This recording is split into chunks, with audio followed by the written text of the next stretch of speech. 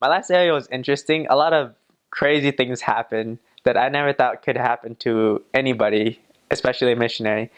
I remember there was a time, that was a time where I've done the most service I have ever done throughout my whole mission. And I remember we had to paint an apartment that was literally filled with cockroaches. So we had to go and kill the cockroaches, and then we had to paint.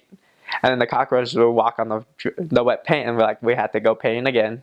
And then there was a part under the sink where they sort of were harvesting, and the members like get in there and start painting under that. I was like, let me get some spray first. But yeah, that was a crazy time. And then one time they're like, okay, we're tearing down part of the part of the church building to make it bigger. And so since everyone was working, they asked the missionaries to go and help. And we were taking things down, we were removing things off the wall. And in the kitchen, they had the cupboards. They're like, yes, take those off. But we're like, okay. And underneath the cupboards was a lamp. And for the first three, I was totally fine. We unhooked it, we got the wires out.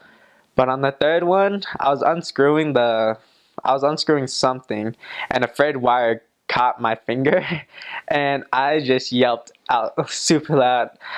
And I just felt like something, like a huge shock just went through me.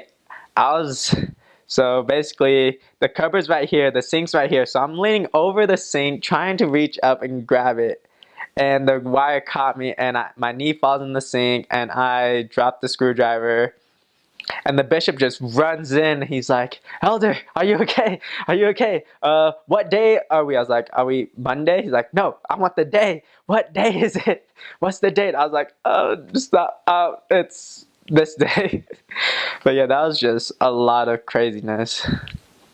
But I think another story was just that you just don't know what to expect as a missionary.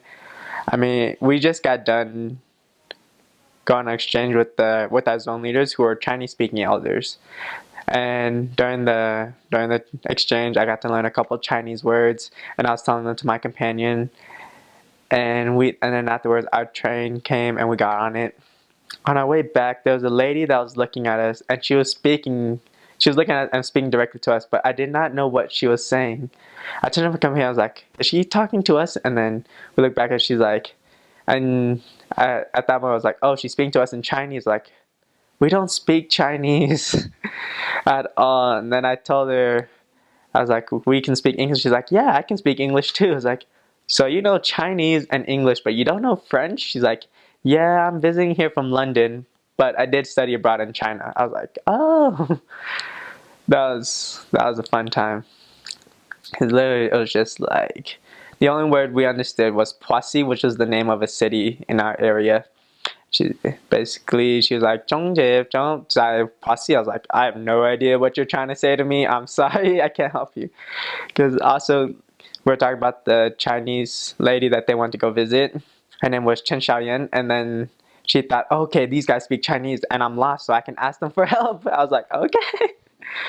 But eventually, she got to where she needed to go.